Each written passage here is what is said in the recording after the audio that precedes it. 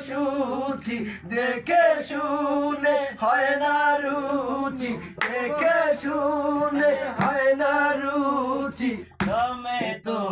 কাউরে ছাড়ে না যাদ গেল বলে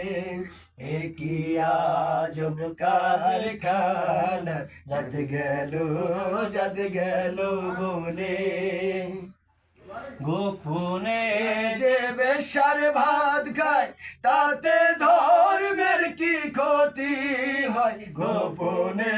যে বেশার ভাত খায় তাতে ধর্মের কি ক্ষতি হয় লালন বলে যাদকারে কয় লালন বলে যাদকারে কয় সে করো তো ছাড়ে না যাদ গেল বলে কি আজব কারখানা যাদ গেল বলে সুন্দর হয়েছে